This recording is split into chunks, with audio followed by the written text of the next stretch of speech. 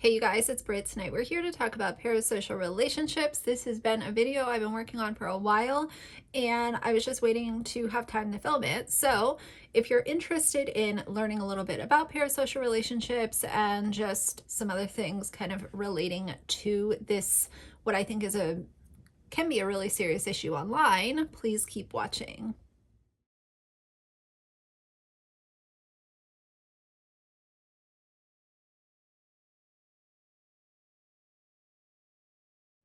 All right, you guys, so before we get into this, I just want to extend a thank you for your all's patience with me.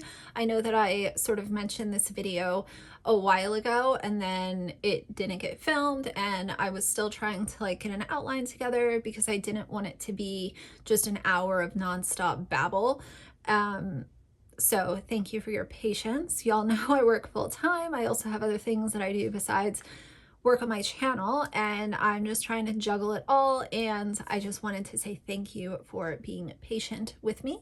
But I wanted to film this. I have some time this evening and it was just perfect timing, but on top of it, I saw something unfold over on TikTok about 4 or 5 days ago, and that really pushed me to want to get this done because I was livid pissed about this situation.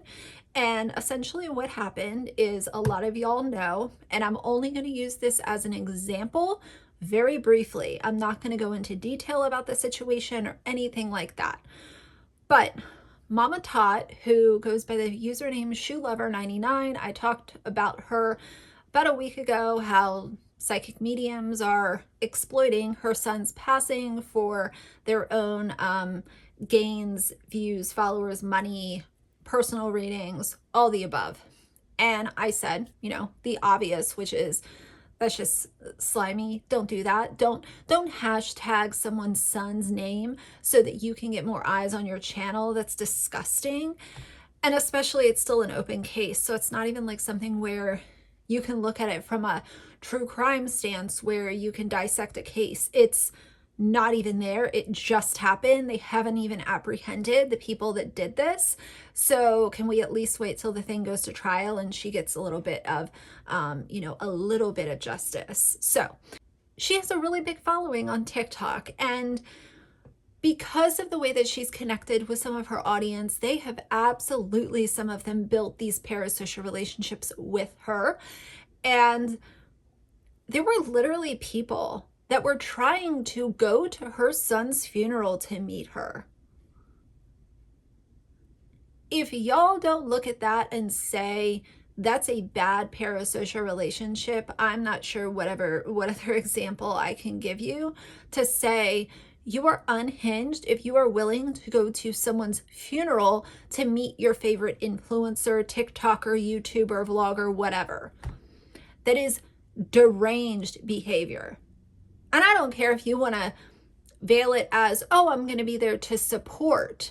I'm not going to meet anyone. I just want to show support or respect. That is disrespect. Showing up at a grieving woman, a grieving mother's period of time where she can grieve her child who was taken with zero notice. And I'm not saying that if she had noticed, it would have been even, any better. You guys know what I'm trying to say. It was literally like, you wake up and everything's normal, and within 5 seconds, your whole world is shattered. So that woman deserved privacy, first and foremost, and actual respect would have been giving her the space and time that she needed to grieve during that initial period of time. So when I heard that people were plotting and trying to figure out where the funeral was and how they could get there, I just lost my mind for a second, and it reminded me of how crazy people can be on the internet. And I know I try to not throw around the term crazy a whole lot, but if you're willing to do that, I would say that behavior is absolutely crazy. And that's my opinion. Again, kind of using that as a reminder, not that any of y'all need a reminder, but when I heard that, I was like, I have to share that in the parasocial relationships video, because this is like it's on the darker end of how parasocial relationships can go. And it's just weird, you know? So I have some notes so I can stay on track, but as always, I will pepper in my thoughts and opinions as I always do. Hopefully this video is not going to be really long, but if it is, forgive me. I'm going to do my best to get through what I need to say. And as always, I want this to be a conversation with you guys. Tell me in the comments, are you a creator and you've had some weird interactions with people online? Are you a subscriber and you don't have a channel, but you've had some different interactions with other people online? Like, it doesn't have to always be a creator and a subscriber. Sometimes fellow subscribers can start talking and hit up, you know, strike up a conversation, and it can get really weird. So either way, just use the comment section to comment and talk as always. So what are parasocial relationships?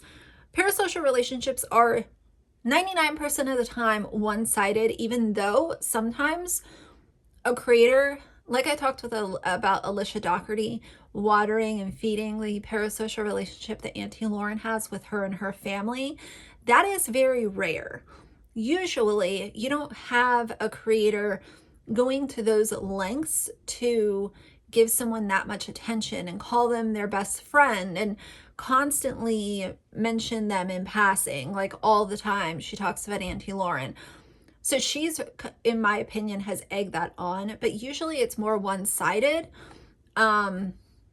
It's where, you know, you have one person who is really extending a lot of emotional energy and attention and time into watching a person or a family online, and with the interest and time that they invest in this person, at a certain point in the person's mind, they think that the YouTuber sees them in a different light than what might actually be happening. A lot of times the creator or the personality doesn't even know that this person exists, or they might be like, oh yeah, that person, I see their comments once in a while or whatever, but it's usually one-sided in the manner that one person is taking it to all kinds of extremes, when the other person will acknowledge that they might have seen that person's name, but it's not some kind of like best friends were out at the campfire roasting s'mores and having really intellectual conversations with one another. Parasocial relationships definitely started with celebrities.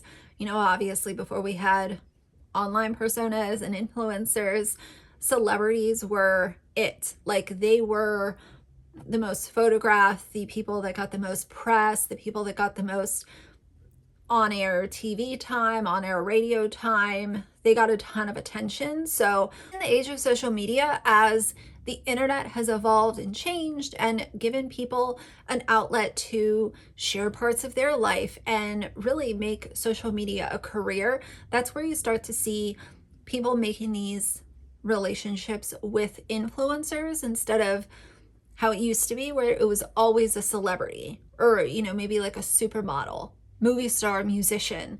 Now it can be a YouTuber, a blogger, a, you know, family channel, whatever they want to do. Okay, so I want to read this little excerpt from an article that I read. Parasocial relationships expand the social network in a way that negates the chance of rejection and empowers individuals to model and identify with individuals of their choosing, who naturally elicit an empathetic response. For some, the one-sided nature of the relationship is a relief from strained complementary relationships in their real life, which I found really interesting, because if you think of someone who, you know, like I'll use myself as an example. I don't have a lot of real life friends. I've referred to it many times before. My friend group in real life is very small, and these are people that I have trusted for a long period of time. And as time has gone on, one's dropped off and others dropped off. So it just made the circle much smaller.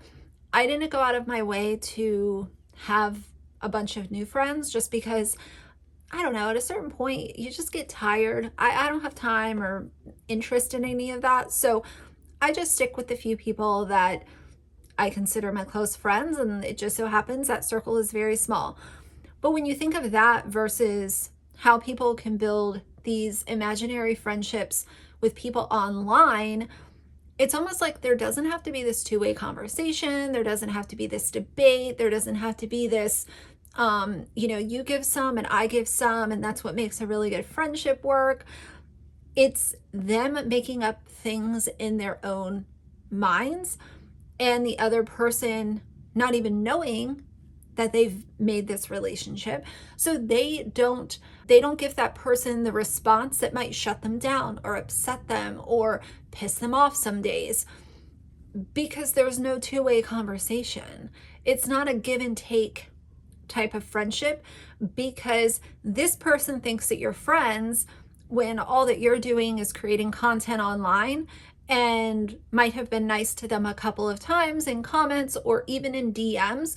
A lot of times people will take a casual conversation and turn that and twist that into a really serious friendship, a really serious camaraderie.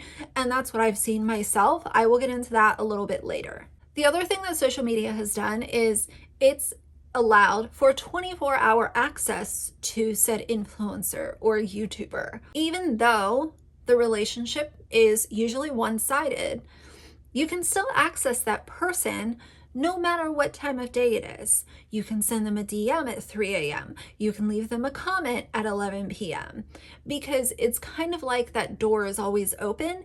Even if you're not going to get an immediate response or anything like that, it still allows them to continue to build it, because they feel like they always have a door open to you, even though you don't really care if you have a door open to them, because half the time you don't even know that they exist, or that they look at you in the light that they do.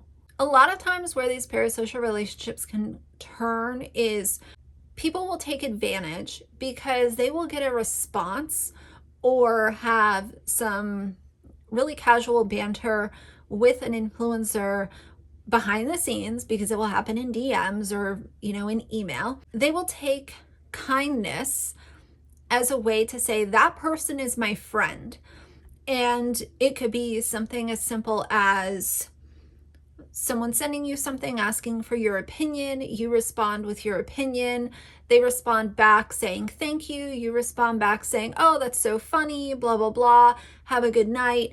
It could be something as small as that, or it could be something a little bit more extended. Maybe it's a week or two of back and forth banter, a total of, a handful of messages. And the person that's building this relationship with you will say, well, I know this person because I talk to them in DMs. That's kind of like the golden ticket for some people to say, well, I know them better than you know them because I talk to them in DM. And the person that's built the parasocial relationship will not care if that other person has talked to them as well, because in their mind, they have made up such a unique friendship with this influencer that it wouldn't matter what you tell them, because they talked to the influencer behind the scenes. They got a response. They got the attention that they were looking for in that moment. And now they're my friend. They're my friend. I know that person. We talk behind the scenes, just, something to drop out there. And the thing that sucks about this is that as the creator, what are you going to do? Ignore your DMs? And this is something that I've kind of fought with, just me, myself, and I. At a certain point, I was considering cutting off my DMs. And I quickly realized that's not fair. That's not fair to all of the people who are not here to twist things and build really weird, friendships in their head, or try to take advantage or expect something from you just because you've had some conversation behind the scenes. So I quickly realized that, but I also understand why some people might not reply to DMs.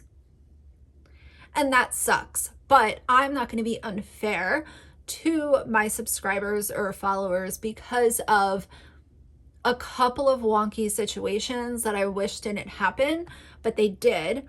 But I'm definitely not going to punish everyone else and become some kind of like closed off hermit, all because of a couple of people's responses. That wouldn't be fair. And I mean, I think I try to stay fair most of the time within reason. And I just didn't feel like shutting off my DMs or ignoring messages would have been the fair or the right thing to do. Another avenue that parasocial relationships are really strengthened and built upon is through member programs on YouTube and things like Patreon or Ko-Fi or any site where you can pay for extra access. A lot of times, and I've talked about this, so I won't bore you guys forever, but for myself, and this is not saying that if your favorite YouTuber does this, that they're terrible. I'm not saying that, so please don't take it this way. But for me and my own channel, I have shied away from Patreon and opening memberships because I always felt like if I allowed people to pay for increased access to my content, then what that might do is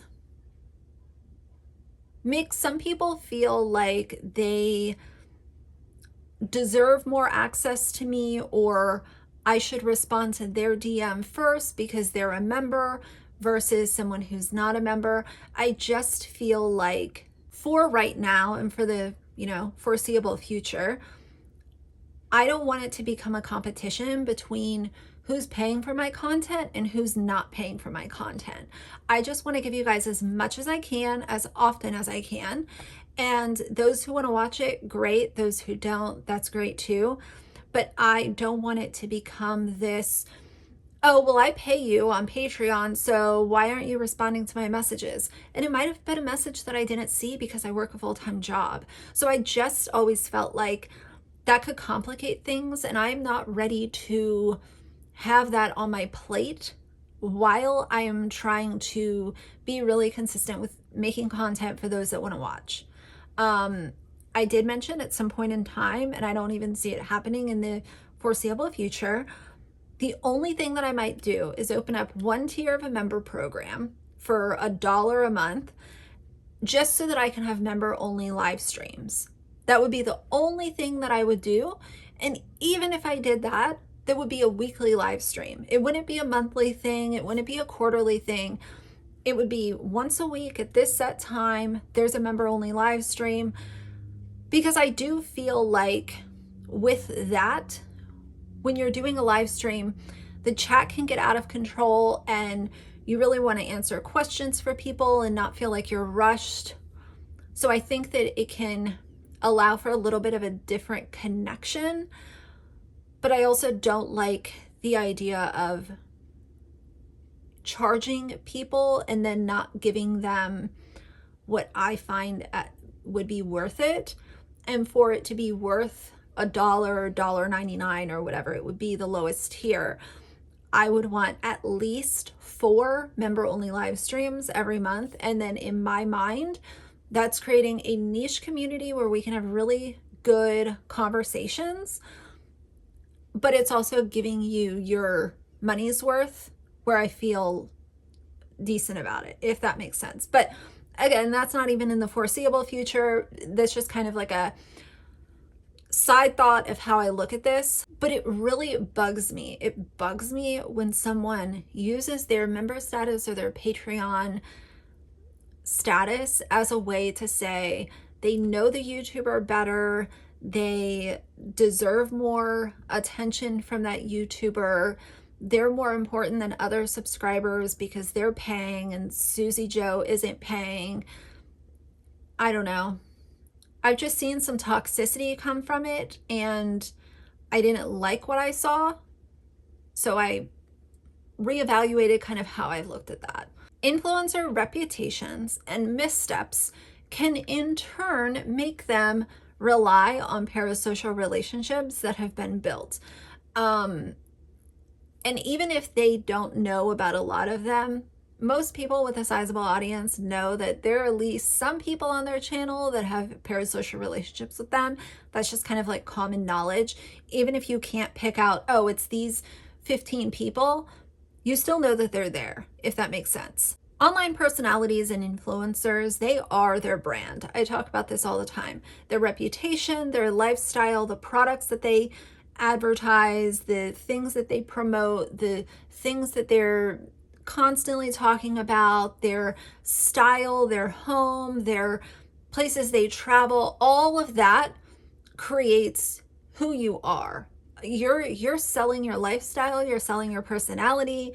And instead of a movie star who would be adored for their role in this movie, or this musician who was adored for this album that they dropped, the audience will connect very quickly with online personas because you're getting so much more content. And like I said, it's that like open door policy where you feel like you have a better ease of access to an influencer than you ever would a musician or an actor. Sometimes the parasocial relationships can really grow at an alarming rate, and that's what I've seen with the Doherty Dozen stans. Is Alicia has had really quick success online, and it's also allowed some people, not a lot, but some, to build this weird relationship with her and her family very, very quickly. And to me, that's scary, specifically because there are kids in the home and in that family, and nobody needs to be obsessed with kids. If you are, please sign off the internet. That's very weird. Parasocial interactions usually have a high reward for the person who's building it, because there's such a small chance of rejection, like outright rejection from that person that you've built this parasocial connection with.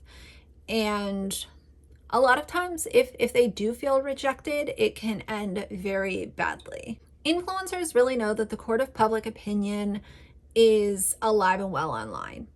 It's not a secret. It's not anything like that. They need to keep the court of public opinion appeased with their actions in order to continue to float their luxury lifestyles and their careers of making content on a full-time basis. I've always noticed that influencers and YouTubers really talk to their audience in this, what I think is a really artificial manner, where it's like, I love you guys. You guys know me better than anyone in my family does. Oh my God, I'm gonna tell this to you guys before I even tell my husband. Oh, I just adore you guys. Y'all are my best friends. Things like that really, for some people, grow those parasocial relationships so quickly. So all of these things, when you combine them into one, that's why some of these people seem like they're obsessed with their favorite YouTuber. And it's because they kind of are. You can remind people, like I tell you guys all the time, how social media isn't real. It's just a highlight reel of someone's life. Don't believe everything you see. Even if you hear that every single day, there are going to be some people that you get so deeply infatuated with, you are going to think that their lifestyle vlog is really how they're living. And that's just the way that some people will take it. I'm always going to remind whomever is watching my channel that social media is not real. And a lot of times they're oversharing or lying or scheming to increase their, net worth, which is scummy. There will still be people who just ignore all of that, and that's their journey. As long as they're not being creepy, why is it any of my business? But if someone's doing that shit and being creepy, then I'm gonna have an opinion about it. And that's why I talk about Auntie Lauren so often. The last thing I want to talk about is how parasocial relationships excuse bad behavior from your favorite influencer. And I want to talk about this because I've covered not only Alicia Doherty, Colleen Ballinger, the Dad Challenge podcast, even Without a Crystal Ball, okay? Stephanie Harlow. I've talked about some of these people and their stans come into my comments, and I will literally be able to point out in my commentary videos something that is usually what a lot of people would agree with is bad, whether it's lying, scamming, mistreating people, bullying people. Those things, most of us will agree, yes, those are bad behaviors. They should be talked about by commentary channels. But because some of these people have built the parasocial relationships with said YouTuber, they will come into my comments and use verbal assault, verbal abuse, and outright insults as a way to show admiration for the YouTuber that I'm talking about, completely ignoring the fact pattern that I've presented, completely ignoring that lying is bad, cheating is bad, stealing is bad, bullying people is bad. They will ignore all of that and come and just say, oh, well, you're a fucking jealous bitch, fuck off, or something along the lines.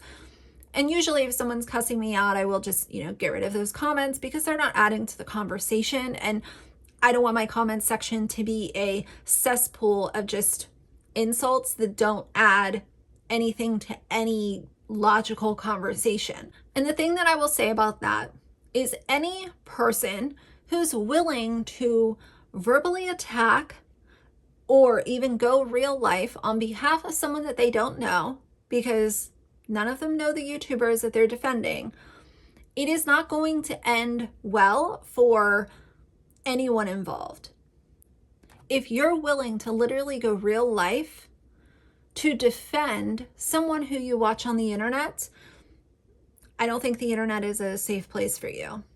Something else that I've seen is when a YouTuber is being called out and they know that they have that core group that has these parasocial relationships with them, that YouTuber will come to their channel and instead of saying, you know what, I'm being called out on this, I'm here to fess up, I made some mistakes, this is what I'm going to do to educate myself, and this is my promise to you guys that I'm not going to do that shit anymore because it's wrong. They will say that they're being harassed, or they'll say, this is triggering my mental health. And I always think that it's interesting when someone is so incapable of taking an ounce of accountability. When facts are shown and you make a mistake on your channel that is proven as a mistake with facts, why is it that there can't just be some accountability without it being like, oh my God, people are harassing me, people are bullying me, blah, blah, blah, blah, blah. It can't just be some accountability. I've been bullied online. I've not come to my channel and been fishing and doing all this stuff because at the end of the day, I know that that's just part of the gig. If and when I mess up, I will fess up. I will tell you guys what I did to, fix the situation. And I will do my damnedest to never do that again. But it's just funny how accountability in YouTubers just don't exist. A lot of times the YouTuber will come and say, oh, I'm being harassed and being bullied, knowing that those people in the crowd that have those parasocial relationships will go on the defense for them. They will go to every comment section on every social media platform and defend their fave. And that YouTuber knows that they'll do that too. So I don't know. I think the parasocial relationships can be very complicated. I think they can get very dark. And I think that any YouTuber that is watering and growing and nurturing these types of relationships is going to have a rude awakening when one of them goes left and things end really badly. So I don't know. These are not relationships that you should be nurturing. You should be focused on everyone who's a subscriber on your channel, consistent, good content, and treating people with respect when they come into your DMs or they want to strike up a conversation with you. Just, and being nice and being cordial to someone in DMs does not mean that you're building a parasocial relationship. That's just you being cordial. Building the parasocial relationship would be constantly talking about that person on your public platform, constantly accepting gifts from them, constantly saying so-and-so is my best friend, even though I've never met them in real life. So either way, I've had to kind of walk the line and realize that just because I had some weird encounters, it doesn't mean that everyone is like that. And that's where I'll leave it. So either way, for now, if you like the video, please leave a like and a comment. And if you'd like to see more from me in the future, please subscribe. I'll see you guys soon. Bye.